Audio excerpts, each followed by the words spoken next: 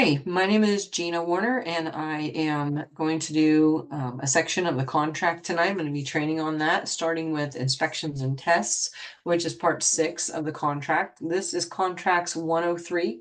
So there were 2 prior installments, and those are both recorded in the AMP platform and library. So you can access those anytime that you want. So the inspections and tests portion of the contract is super important. If a deal's going to fall apart, this is probably the first place it falls apart at. Because obviously a buyer goes in, they get all excited, they see the house, they fall in love, but they kind of look at the house through rose-colored glasses.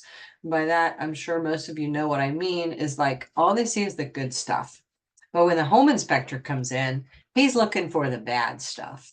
And I tell my buyers and my sellers, don't be alarmed if the home inspector finds something, because that's his job.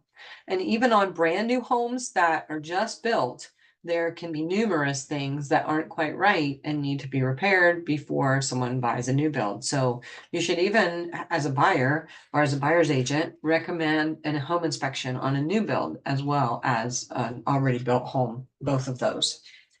So when it comes to the inspections and tests, one thing that you got to be really careful about is to make sure you always recommend and strongly recommend that they have an inspection.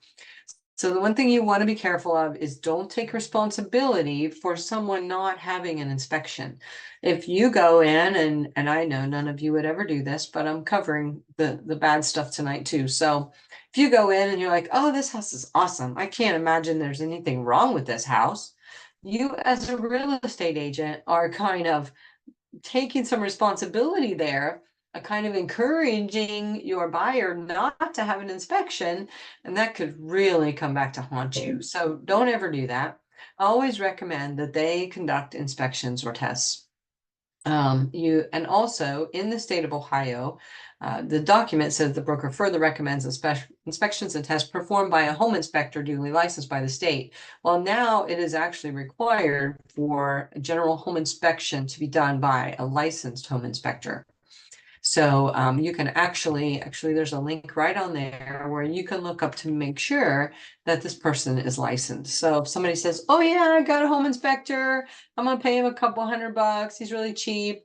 Yeah, he's actually my Uncle Joe. And so you can actually go and look up there, make sure they're licensed. If they're not licensed, you need to tell your buyer, hey, if your Uncle Joe wants to come and look at the house for you for free, that's one thing, and that's your choice.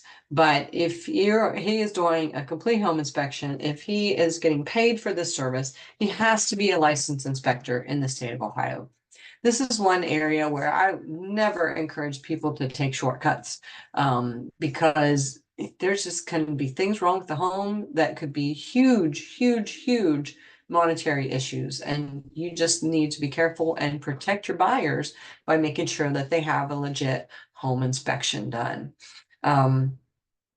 A couple things to make you aware of. So if your buyer decides not to have a home inspection, now that happened a lot during and after COVID, when the market was really hot and people are like, I don't need a home inspection, I'm just going to buy it. And they're like, whatever's wrong with it, I don't care.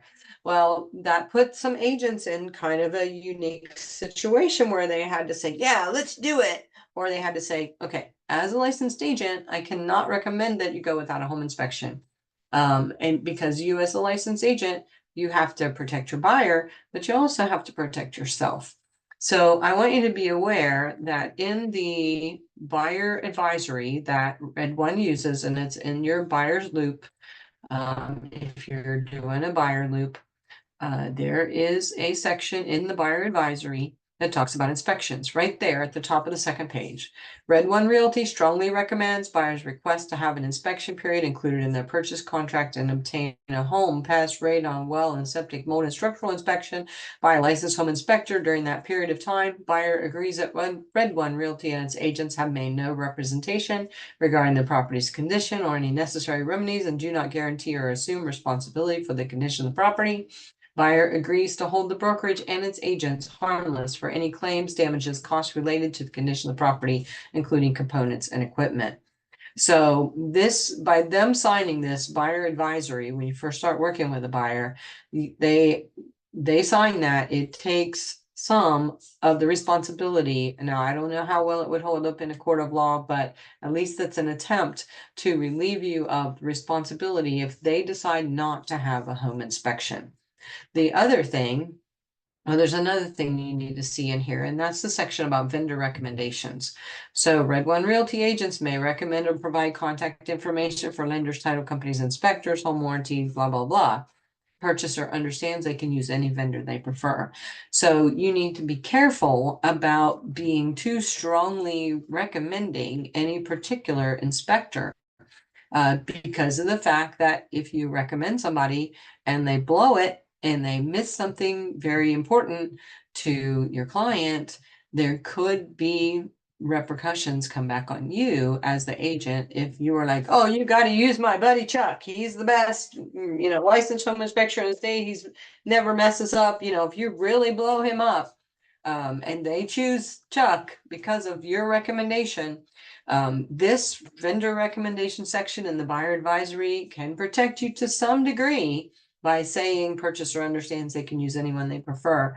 But I'm not sure, again, how well that would hold up in a court of law. So the Ohio Association of Realtors has put together another document. See, two other documents. I want to show you these. Now, these can be found in the let me see where they're found in the Ohio Docs on Dotloop. You can find this form. So this is the licensed home inspector list form. If you're ever in a situation where you feel like you've got a buyer that's making you particularly uncomfortable in regards to, you feel like they're going to be super picky and they're going to make you responsible for more things than what you're really responsible for. You guys kind of know the people I'm talking about, people who you just feel like they're litigious from the get-go. They want to sue somebody. They want to get somebody in trouble. They want to point out what everybody's doing wrong. If you end up in a situation where you're particularly uncomfortable with the uniquenesses of a buyer in this regard, you can also use this form. So this form is not a required form by Red One, but let's read this together. Under Ohio law, an inspection of the accessible components of lumber must be performed by a home inspector license because any home may contain defects. Below is a list of some local licensed home inspectors. A complete list can be available, blah, blah, blah. Ohio law requires that if you recommend any real estate inspectors, you recommend at least 3. So this form will protect you in those situations. So you're not just saying, oh, pro-safe inspections, that's the way to go. Don't do that. Say, hey, a lot of my clients have had good results with pro-safe inspections or Chuck's home inspections or whatever. Here is their contact information and a couple others that I'm required to give you.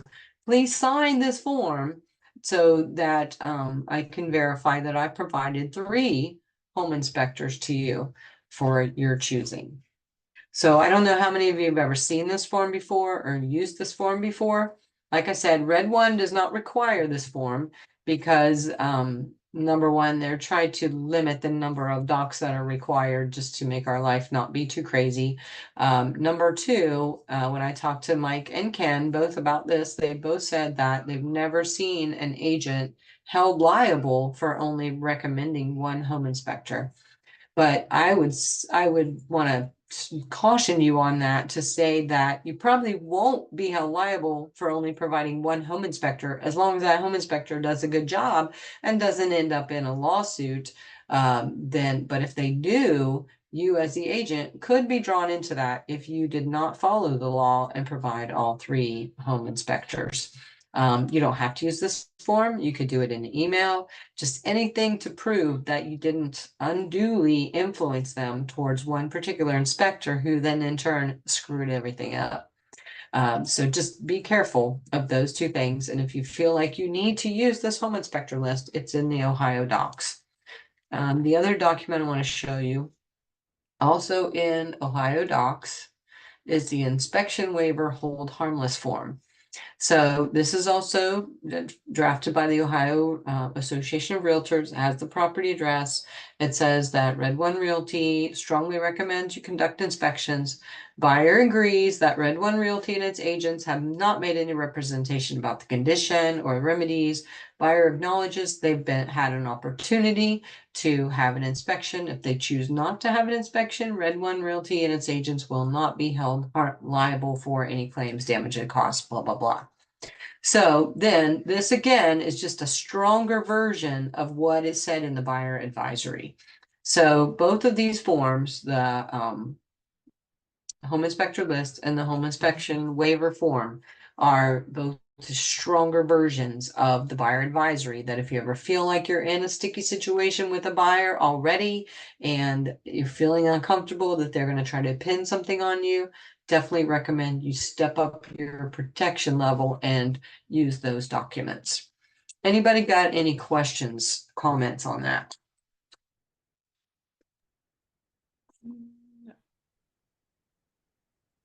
Maria?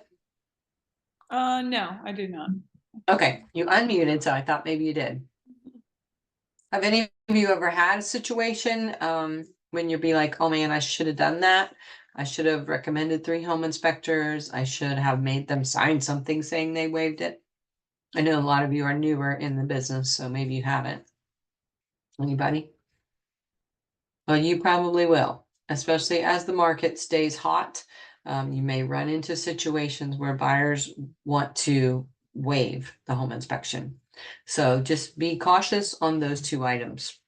I'm going to jump back into the purchase contract and continue on with the section about inspections and tests.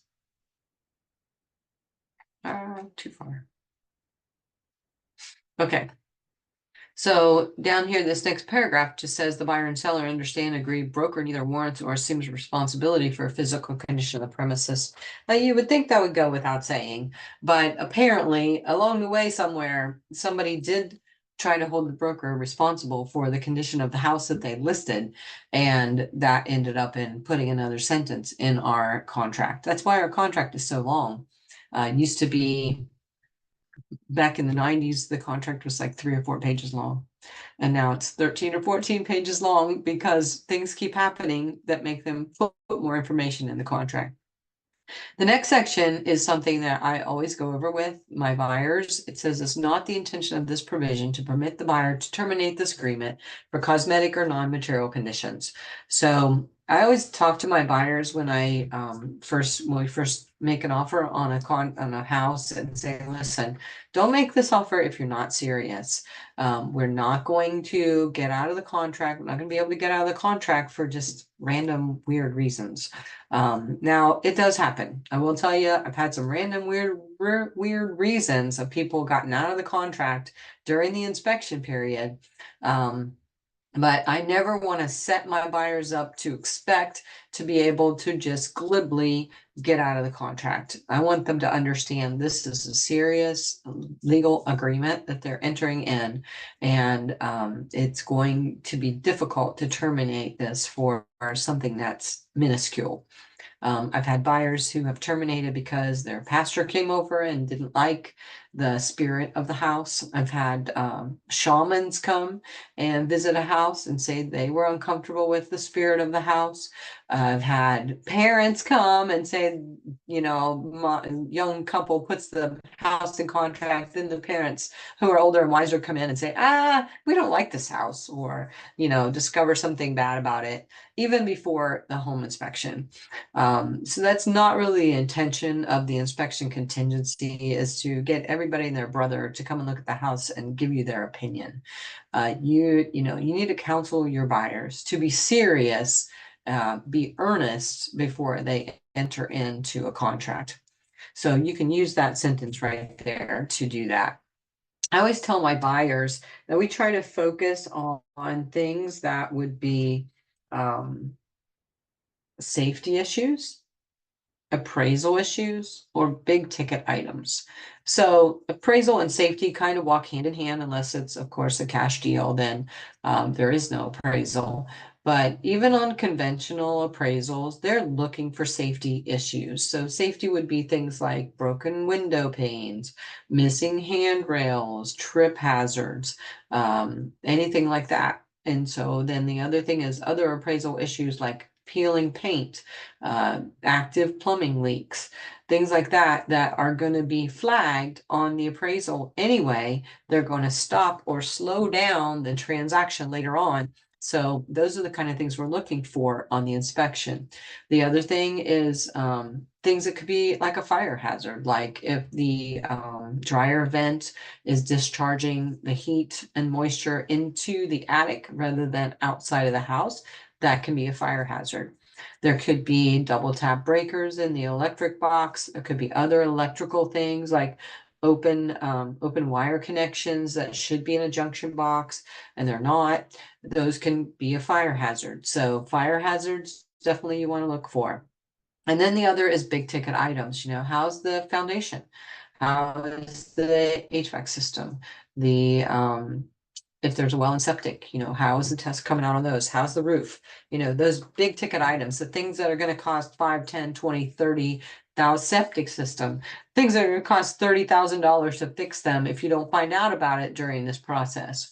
So those are the things, if you want to make a note by that, if you're taking notes in this, appraisal issues, safety issues, and then big ticket items is what I counsel my buyers that's what we're going to be looking for.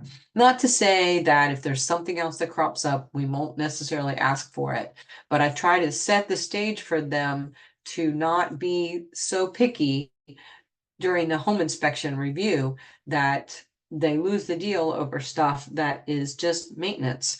I mean, anyone who owns a house knows you always have maintenance. Even the people who take care of their house the best always have maintenance.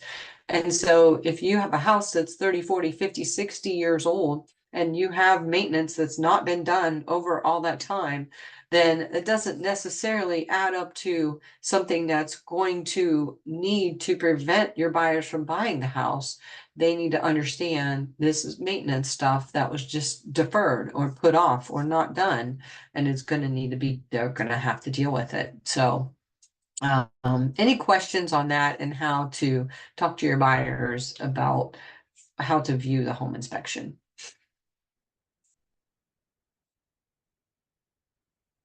Nobody? Come on, you guys gotta have a few questions for me to give me a chance to get a drink. Okay, well, let's move on then.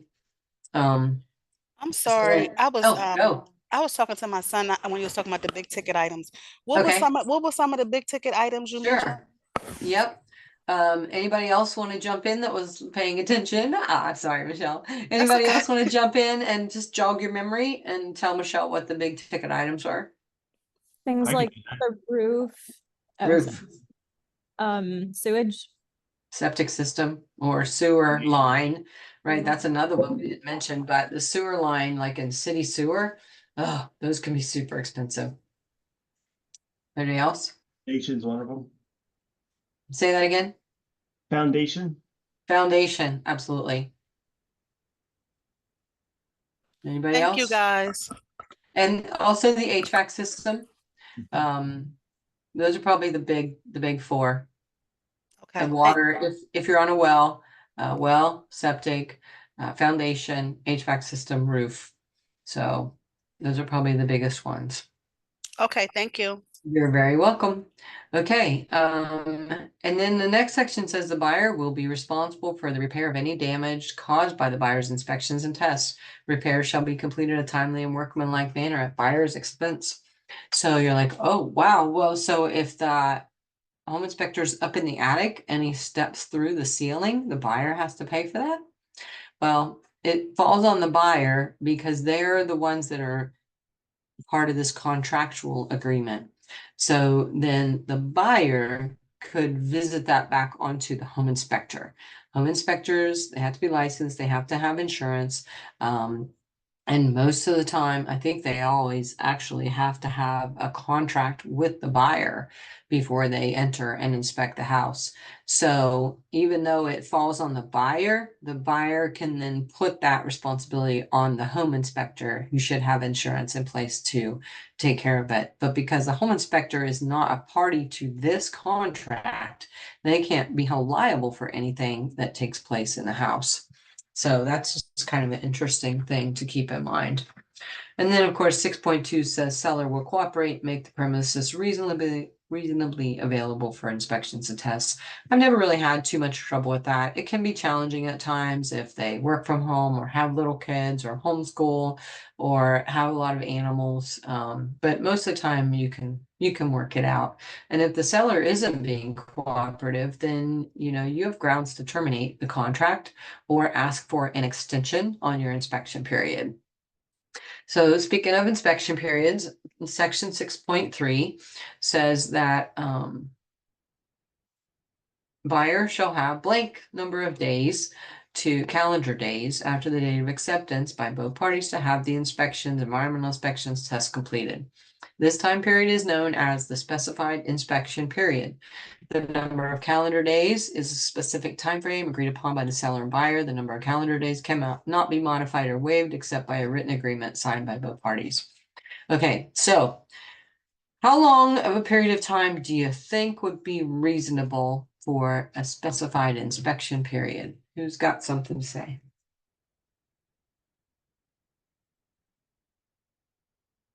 Anybody want to comment? Maria? Maybe 7 like- days? 7 days. Okay. Someone else jumped in there. I can't tell whose name that is. But yeah, 7 days is pretty common. I will tell you that in a competitive field, where you've got multiple offers on the table, a shorter inspection period does look better to the seller. So if you go in and you put 7 days or you put 10 days because it's super busy and all of the home inspectors just can't get there, or you're not sure if they can get there, or you haven't really checked to see if they can get there, and you say, well, I better give them 10 days just in case, that could hurt your offer. Because if that's 10 days and then you do a remedy period of say 3 or 5 days, that could be close to 2 weeks before the seller knows if your buyer is proceeding, and they're not going to probably want to wait that long. So the shorter you can make that, the better it is as far as adding strength to your offer. So one time I was in a competition, I was in a bidding war for a house. My buyer really, really, really, really wanted it. And so I made some phone calls, and I called a couple of home inspectors that I knew and I was going to probably recommend. And I asked them what their calendar looked like. And I found one of those home inspectors who was available to come to do the home inspection the very next day. And so because he was ready and available, and my buyer agreed, obviously I said, here are some choices for home inspector. I happen to know that this one is available tomorrow. Obviously that tilted her opinion some, but he committed to me that he could come there tomorrow. And so we put a 2-day inspection period in the contract. I would never do that without knowing that I could get a licensed home inspector in there. But in this case, it really helped us. We put a 2-day inspection period, a 1-day remedy period, and that's what tipped the scale for us to get that house. So this inspection period is an important time frame because sellers don't want to sit and wait while you wait 10 days for an inspector to get into the house. Any questions about that? Y'all are so quiet. Okay. So I think, in most cases, 7 days is going to be a very appropriate time period to put in there. If you have to go more, I would try to go not more than 1 or 2 more days. 10 would be the absolute max. If there's no competition or the house has been sitting on the market a while, maybe you could go 10 days, but you really need to try to get things moving along more than that. Okay, the next part underneath here is something that a lot of people get confused about, where it says all requests to remedy shall be submitted to the seller or the seller's broker within the specified inspection period. Time is of the essence in completing the inspections, tests, and reports. So because it's called a request to remedy, and there's this time period down here called the agreement to remedy, a lot of people, agents, who have not had a lot of experience, that they think that you can submit the request to remedy to the seller during this remedy period, and that's not the case. You actually have to submit the request to remedy to the seller or the seller's broker before the inspection period ends. So if your inspection period ends Wednesday night at midnight, you've got to get that request to remedy to them by Wednesday night at midnight, or you automatically waive your right to ask for a request to remedy. This time period down here that we're going to talk about next is only for negotiating these remedies out.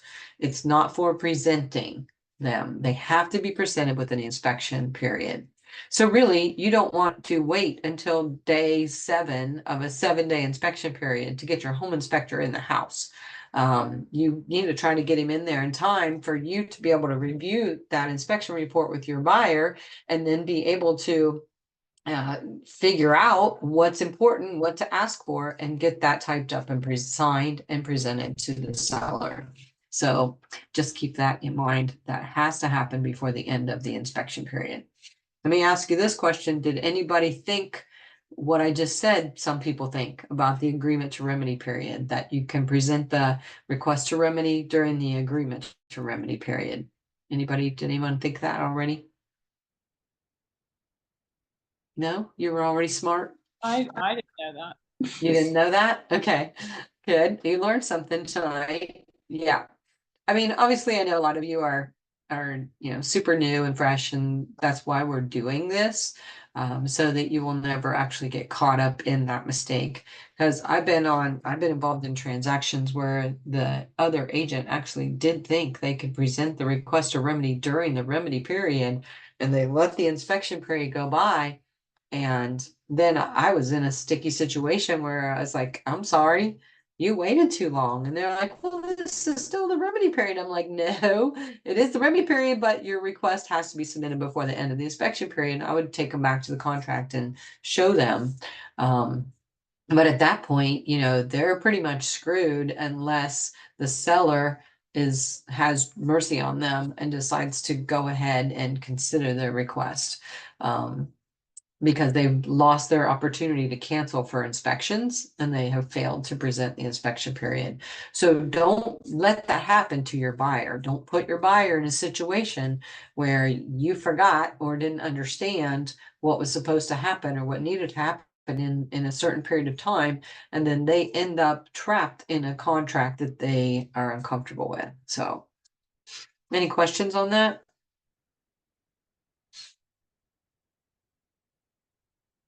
Okay, don't be shy. If you guys have questions or you're thinking stuff or I'm not communicating clearly, please speak up, because I really want to help you guys. Okay, the next section talks about what kinds of inspections they can have done.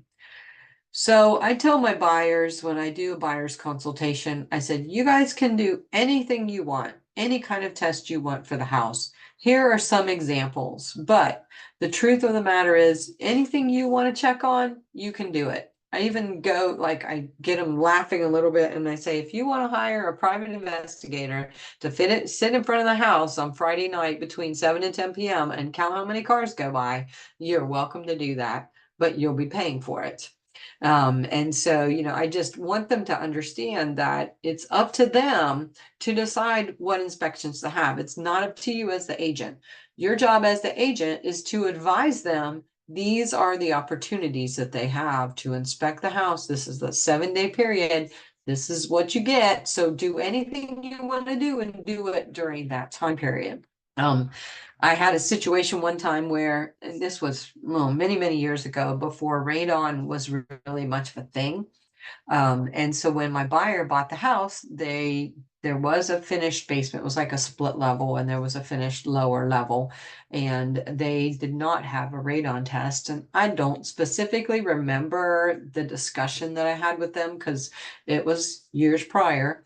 But when they called me back to sell the house, their buyer wanted to have a radon test, and it turned out there was radon in the house, and their buyer hit them with a request to remedy that included installation of a fairly expensive radon system.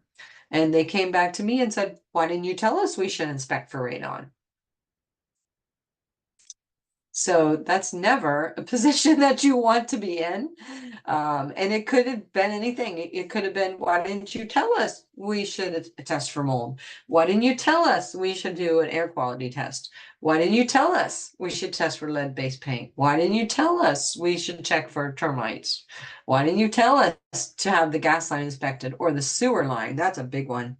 I do a lot of business in Circleville, and the Circleville sewer lines are horrible, and everybody pretty much knows it that lives down there. They're old clay pipes. They were all put in the 60s, and they are just famous for having tree roots growing all through them and clogging up and destroying them, and backing up into your house, and then costing thousands or tens of thousands of dollars to get it repaired. So, now people in Circleville are having their sewer lines scoped out before they buy these houses in these older subdivisions. So, but I mean, a few years ago, somebody could have said, why didn't you tell me I needed to check the sewer line? Why didn't you tell me I needed to get the well tested? If you have a lender and the buyer's buying a house that has a septic system, which is what it means by waste treatment system, or a well system, then most lenders will require them to be tested.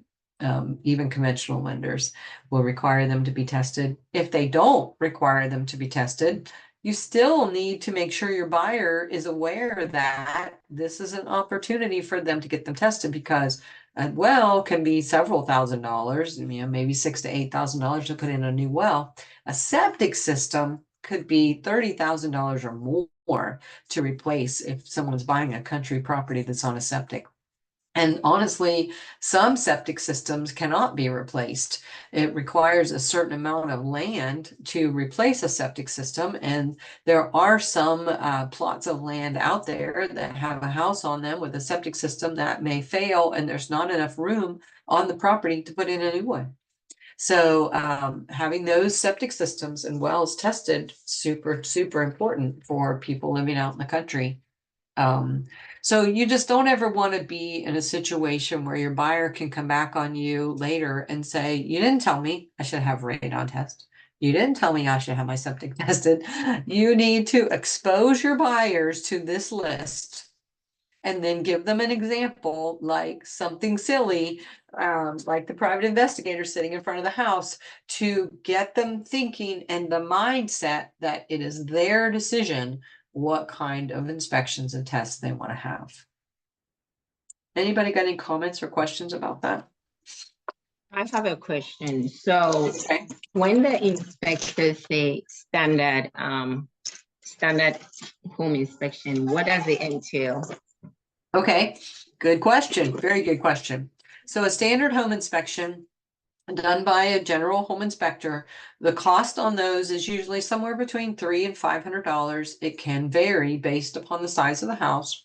And they basically cover the interior and exterior of the home. So they're going to look at the roof. They're going to look in the attic. They're going to look at the insulation. They're going to look at the electric. They're going to look at the plumbing. They're going to, in most cases, they will test every single outlet in the house to make sure it's properly grounded and that it actually works.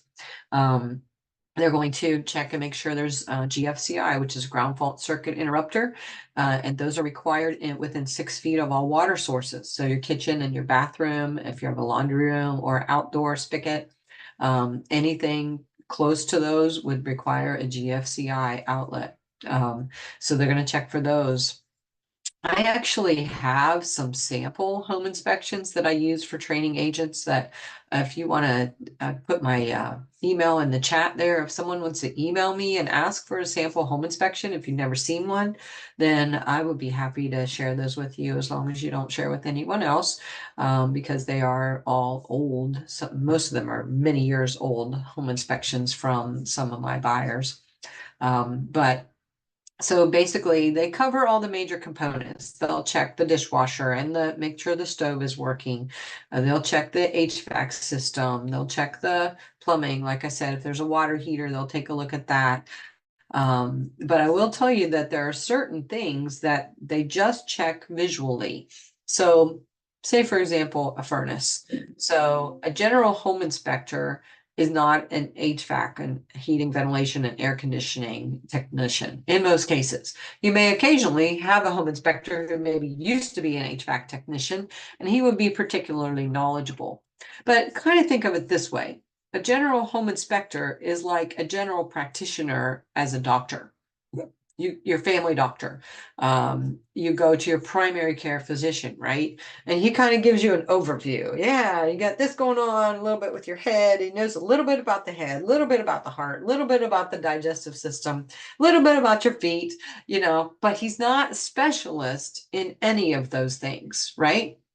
But if he detects an issue in your digestive system, or you tell him you're having an issue in your digestive system and he doesn't know how to fix it or what to do with it or how to diagnose it, what's he going to do? Somebody tell me, what's he going to do? Recommend Is he just somebody going to else. say, is he just going to say, oh, sorry, I can't help you? No, he's going to refer you to someone who is a specialist in that field. So if you think of a home inspector as a general practitioner, they're going to generally look at every component of the house. They're going to look at the electrical system. They're going to see if there's any major issues. They're going to look and see if there's any fire hazards. But if they say run across a furnace that won't light, or it just doesn't work, or not kicking out enough heat, they probably are not going to know enough about the HVAC system to be able to help you or give you the information of what might need repaired. So they probably would write something in their home inspection report that would say something to the effect of, see, furnace will not light. Please consult a qualified HVAC technician for more information or to determine, if this system isn't really any good anymore. They might do the same thing with a roof. There's a roof leak over top of, the chimney, blah, blah, blah, whatever. Please consult a roofer. I recommend that you consult a roofer to resolve this issue.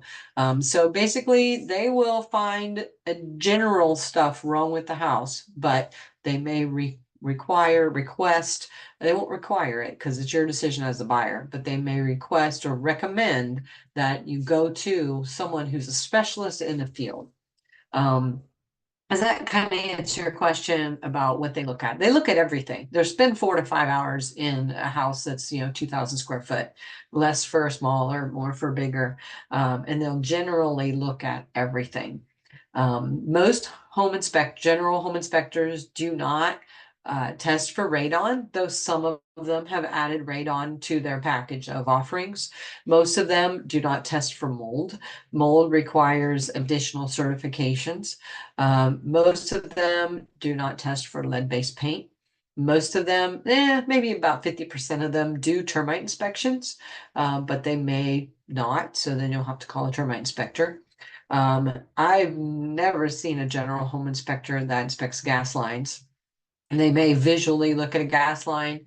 They may go down there and smell gas and then know there's a problem. They may visually look at it and say it's corroded or it's rust, whatever, it's rusted, it's broken, anything they can see visually, but they're not specialists in gas lines. Most general home inspectors do not inspect septic systems or sewer systems or well systems. No home inspector ever determines the need for a cost of federal flood insurance ever. That's something that an insurance agent would do, and your lender will also help with that. And the insurability of the premises is an insurance agent thing, so that's not a home inspector either.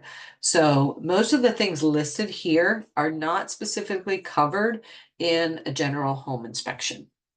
So that's why you need to expose your buyer to this list and then make them realize that anything else they have concerns about, it's their responsibility to get that inspected if it's going to be an issue for them. Any questions on that? sometimes I even have the buyer just drop their initials right here. If I've got a buyer that's like, super like OCD, I don't want to, use that in a negative term, but they're super detailed or they're super critical. They've just got that nature where you're like, I feel uncomfortable that they may try to pin something back on me or blame me if something goes wrong in this deal. Just have them drop their initials right here. You can do that on dot loop. You can drop initials anywhere you want to. Just add initials, drop them right there, assign field, whoever. Obviously don't want that there. And just drop their initials there, or if they're doing it by hand, just have them write their initials there to indicate that they have been told that these are their choice, their decision. It's not your responsibility as the agent to determine what they should do. Questions on that? If they ask me, and they do, if they ask me, well, what should we do? I will usually say most buyers have a general home inspection, a termite inspection, if they're in the country, a well and septic inspection. And then sometimes people have radon inspections if they're concerned about a basement that's finished and they have radon built up. I said, those are the most commonly performed inspections. I don't say, this is what you should do. Don't ever say that. Don't ever say, this is what you should do. Say, these are the most common ones, or most of my buyers have these done. But all of these are options for you, and anything else you're concerned about, it's your responsibility. So just make sure you explain that to them. Okay. Any questions? Super important. Super, super, super important. Make notes, stars all over this. Anybody got any questions? I'm going to give you a second. I'm going to take a drink.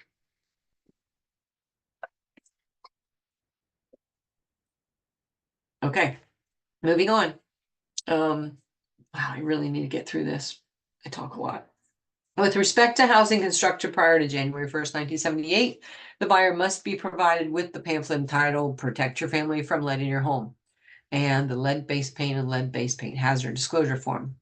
Most of you probably know what that form looks like. If you do not know what that form looks like, just throw up your hand with your little thing on there, or just jump in and say, what does it look like? And I'll pull it up because I have it ready.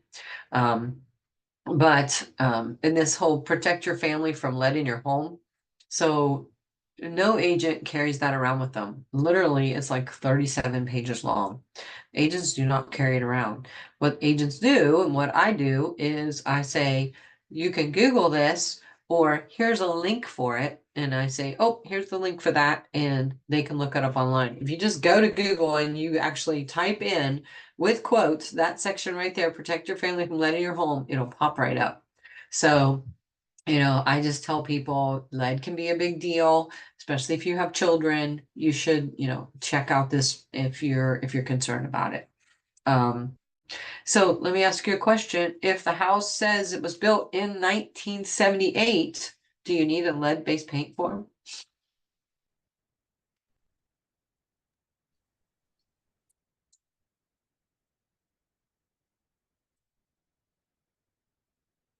What do you think? Sorry, what It's was the prior to question? 1978, right? Well, it says Yeah. housing constructed prior to January 1st, 1978, the buyer must be provided with these forms. So if it's built in 1977, you have to have it. It's built in 1978, per this line right here, you do not have to provide it. 79, no. 80, no. Nothing newer. And the reason is because that was the year that lead-based paint was made illegal to produce. Now I have done quite a bit of research on this personally, just because I was curious about how it all took place. And so they did stop making lead-based paint in it was illegal as of January 1st, 1978. However, there may have been homes built in 1978 that had lead-based paint in them because maybe the lead-based paint was sitting on a hardware store shelf, or it was in a contractor's truck. And they bought it in 1977 and didn't use it until 1978. So there have been small number of homes that have been found that built in 1978 that actually had lead-based paint in them. But per the contract, this is what this 1978 is your dividing line. And then it goes on to tell a little bit more about exposure to lead paint, young children, how they can be exposed, and blah blah blah. So I mean, it is a big deal, and lead-based paint is not the only thing that you can need to be thinking about in an old house either. I actually had a listing one time where the varnish, it was like a house built in the 1840s, I think, and it had original woodwork, and the varnish had not been overdone on all the, so the mantle, the post for the railings that go up the steps, all this fancy curved wood, fancy woodwork and stuff, and the trim, the crown molding up around the top. It was all this big, beautiful, dark wood, and it was all varnished with lead-based varnish that had never been removed, stripped, painted over, any of that stuff. And it was a big deal in that house, because there are kids that lived there. It was just a real bad thing. And so keep in mind that might not just be paint. It could also be other surfaces like a varnished surface in an old house. Okay, so let's talk about how to get to the request for remedy period now. So we're on 6.4. So if the buyer is not in good faith, satisfied with the condition of the premises as disclosed in the buyer's inspection test report provided for in 6.3, the buyer may elect to proceed under one of the following provisions. Okay, first of all, 6.4A is the agreement to remedy period. 6.4B is the notice of termination. So basically, you either agree on some repairs or the contract terminates. So once the buyer presents this list of requested repairs to the seller, then the seller has an opportunity to respond. And that time period for the seller to respond or them to negotiate it out is what goes in this blank right here. So buyer and seller have blank calendar days after the end of the inspection period to reach a written agreement regarding remedying the unsatisfactory conditions. So on or before the end of the inspection period, the buyer must deliver a written request for remedy signed by the buyer stating the unsatisfactory conditions along with a written copy of the inspection test reports specifying these conditions. I may have another training at some time, or maybe one of the other AMP leaders will have about how to write a good request to remedy. I've run into some really badly written ones. I've actually had agents just send a form that says seller to have everything on the home inspection repaired, and that's it. That's what it says. And that's not the way to do it. The way to do it is to choose those items that are really important to your buyer and then write them in an actionable form that says something to the effect of seller to have new flashing installed on roof beside chimney. Seller to have kitchen sink leak repaired on drain pipe. So very specific, very actionable things that the buyer is requesting them to do. Don't just say fix everything, because it's not going to fly. So this time period is known as the agreement to remedy period. It's 3 days usually is very common. 5, I think, would be the absolute max you would ever want to put in here. And that's the amount of time to negotiate the repairs. That doesn't mean the repairs have to be done in that 3 or 5 day period. Just means you have to come to an agreement that yes, the seller is going to do these repairs.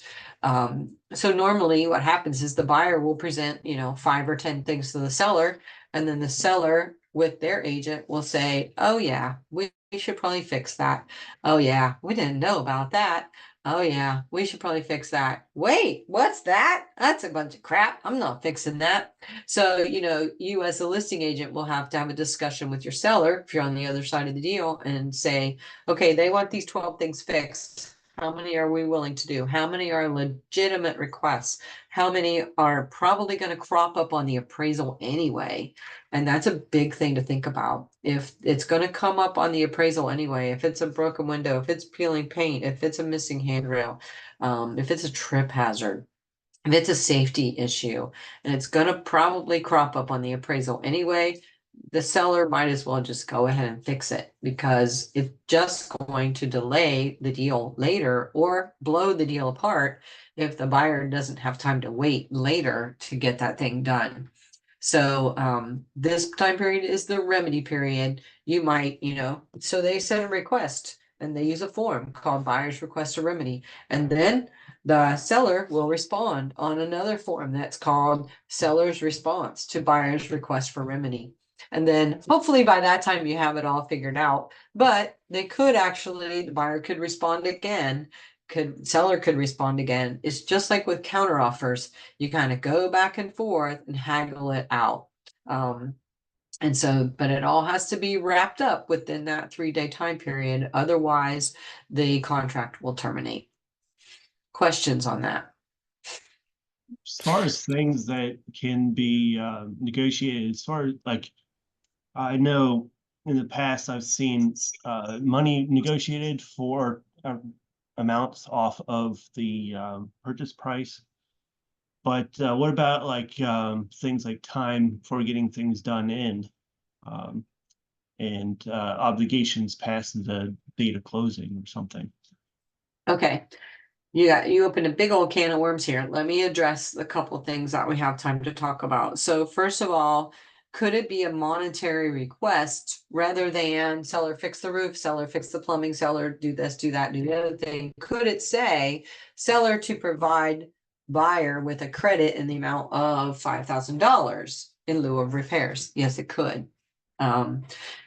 Keep in mind though, if you're the buyer's agent and there are things on the inspection report that the appraiser is going to flag anyway, you don't want to just have them give you money, because that's not going to help anything, because it's not going to get fixed and the appraiser is going to flag it. It's going to throw the deal out of whack later on. So if it's something the appraiser might flag, and you're just going to have to kind of learn as you go through the process and ask for help if you get into these situations. The first few times that you get an inspection report, please talk to one of the AMP leadership and say, could you go through this with me and help me figure out what's important and what's not, and help me write up my request to remedy so that my buyer is protected. And that's what we're here for. And we'll absolutely will do that for you. So answer to your first question, could it be a request for monetary compensation instead of repairs? Yes. I will say though that so the request or remedy form that you're going to provide, the buyer's agent is going to provide to the listing agent, is one document that you don't want to ever send to the lender. And the lender never gets an inspection report either. So the lender doesn't want to know if there are condition issues about the house, and you don't want them to know. The lender sends their appraiser, and their appraiser looks at the things that the lender needs to know about, and they don't need to know anything else. So you'll do a request a remedy form, and that agreement, once everybody agrees on what's going to be fixed and stuff, that agreement will not be sent to the lender. You keep that in-house. Keep that as an agreement between the buyer and the seller. The lender doesn't need to know about it. Now you might say to the lender, hey, they're working on a couple things at the house, so don't send the appraiser yet. And they won't ask any more questions, and you won't volunteer any more information. But if there's a monetary agreement, so if instead of, having the roof fixed, the roof isn't actively leaking, you can't tell that there's really anything wrong with it. Maybe it was just something small, flashing or something like that the inspector found. And so the buyer asks the seller for a $5,000 credit towards roof repairs.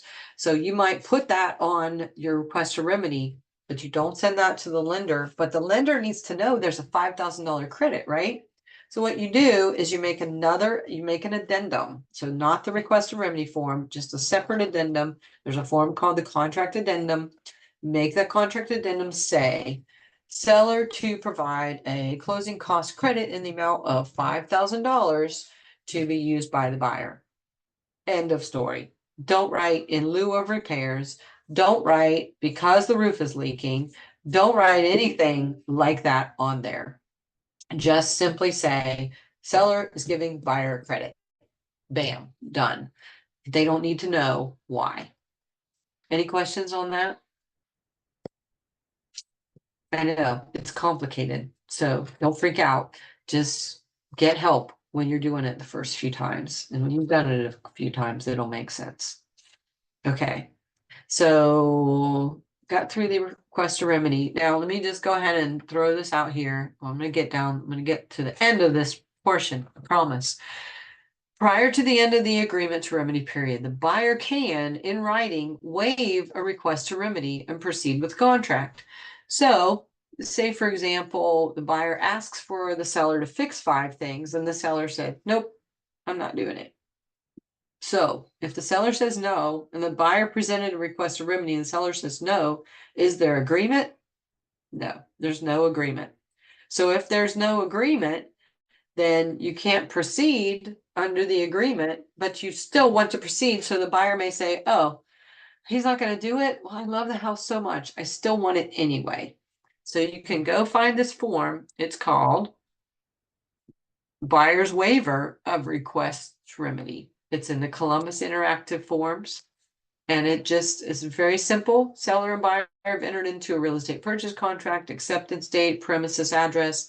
Per the buyer's request to remedy dated May 21st, 2024, the buyer waives the request to remedy. So the buyer presented a request to remedy. The seller said no. The buyer said, okay, fine, I'll take the house anyway. So you can't just negate the fact. You can't just like make the request to remedy disappear. So you have to wrap it up somehow. You have to have the buyer fill this out and say, okay, I waive it. Now, if you'll notice, there's no need for a seller's signature down here. Only the buyer needs to sign it because it's kind of like the buyer tried, it didn't work, they gave up, bought the house anyway. Waiver of request to remedy. Any questions on that? Come on, you guys, you gotta have some questions. Okay, we'll finish it up and then see if you have any questions at the end. So if you can't come to an agreement, but the buyer wants to have the house anyway, they can waive their request to remedy they already presented. Just because the buyer has presented the request to remedy doesn't obligate the seller to reach an agreement with the buyer. So the seller can still decide whatever they want to. Delivery by the buyer of the written request to remedy does not preclude the buyer from later delivering a notice of termination as contemplated by paragraph 6.4b. So if you're trying to negotiate and, buyer wants 12 things, seller says I'll do 5, buyer says, I want 8 things, seller says I'm still only going to do 5, and they just can't agree, then the buyer can terminate. And that's what this 6.4b is all about within the inspection period, or as provided in 6.4a, which is the agreement to remedy period. The buyer may terminate the contract, deliver written notice of termination to the seller's broker, along with a written copy of the inspection test report, specify the unsatisfactory conditions. Upon termination, earnest money shall be returned to the buyer pursuant to paragraph 12. Make sure you understand this. Failure of the buyer to deliver written notice pursuant to paragraph 6.4a, which is request to remedy, or 6.4b, which is the termination, constitutes acceptance of the condition of the premises and shall be a waiver of the buyer's right to terminate pursuant to this provision. So actually, I'm in a situation with this right now in one of my listings, a bank-owned listing that I am working with, and the buyer did an inspection. But then after the inspection, the buyer wanted a roofer to come and look more deeply at the roof. The buyer did not request a longer time period for the inspection, like they could have requested an extension and the seller would have given it to them, but they did not. So after the end of the inspection period, the roofer found that there was an issue with the roof, and then the lender said, oh, if there's a roof issue, we're not going to finance this deal.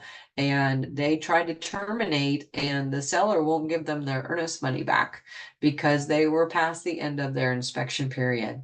So keep that in mind. Basically what happened was the buyer failed to deliver the request a remedy in a timely fashion, tried to come back later and terminate because of an inspection issue, and the seller said, no, not giving you your earnest money back, because you did not terminate within your inspection period. So as a buyer's agent, just keep in mind that these deadlines are super important, because once you get past those inspection periods and those timeframes, you can't get your buyer out of these things cleanly. It just becomes messy. So I'm going to stop there because we're a little bit after an hour. I figured we would only get through this one part tonight, but it is a super important part of the contract. It's something you need to be intimately familiar with, how to communicate all these things to your buyer to protect your buyer and to protect yourself during this very kind of dangerous time in the contract period. Most of the deals that are going to fall apart are going to probably fall apart during the inspection period. So you need to know how to handle everything, how to handle the inspection, how to handle the requested remedy, how to handle the terminations, how to handle the earnest money, and how to protect your buyer's earnest money. So questions, come on, give me at least a couple. I've been talking a lot. Come on, guys.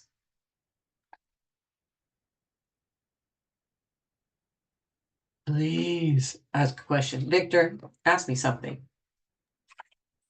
Sure. Even if you already know the answer. Oh, okay. It's an easy one then. Yeah. Um, so one of the things that you just mentioned about the past the date, that kind of implies that the agent wasn't actually paying attention to dates going by as well. So Yep. Yes, it absolutely does. Absolutely does. Because what the agent should have done when the home inspector flagged an issue with the roof and the buyer wanted to get a better and more thorough inspection of the roof itself by calling a roofer, the agent should have gone back to the seller and said, hey, there's an issue with the roof. We need 5 additional days, and just fill out an addendum that says buyer's inspection period shall be extended for 5 additional days to, May, whatever, 2024, and all of their terms and conditions remain the same. And that would have preserved the buyer's right to terminate for an inspection issue for 5 more days. But the agent didn't do it. Good question. Anyone else? Anybody else? Where did you say we could locate contract 101 and 102? They should have been sent out. They usually send the recordings out on email, and then they also put them on the AMP Facebook page. So I'd say probably the easiest place to look for them would be the AMP Facebook page. If you can't find it, email me at the email I put in my thing out there and ask me for them, and I'll be happy to link you to wherever they're located. But I think that you'll find them on the AMP Facebook page. Okay, thank you. Hi, no problem. Anyone else?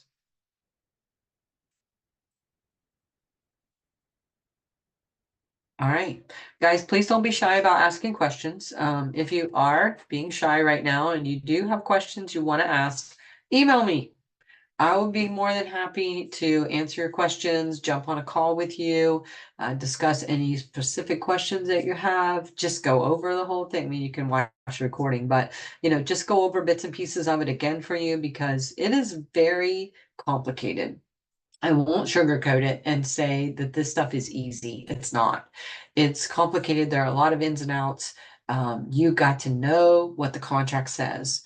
And because if you don't know, you can't expect your buyer to know. You can't expect your buyer to say, okay, I got to have my inspections done by this period of time, because if I don't have them done, or I don't present this document, then this is what could happen to me down the road. Buyers don't know that. That's not their job to know that. That's your job to know that. So being intimately familiar with how these timelines work, how these remedy periods and things work, and what the implications are for your buyers super duper important as you try to represent and protect your buyers and yourselves.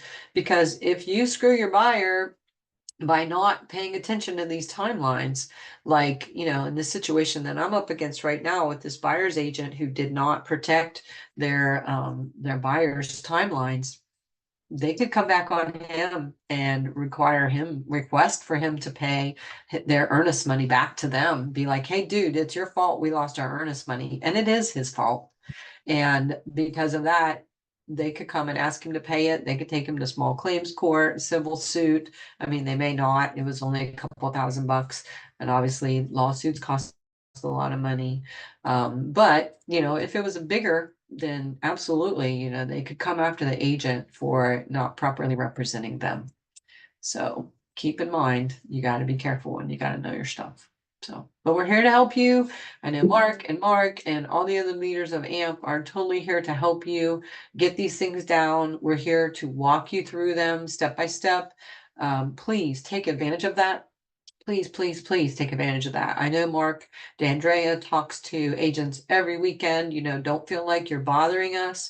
If he's not available, others of us, we have kind of like a internal communication, and we're like, hey, you know, we got a couple agents that we know for sure are going to need help this weekend. Who's available?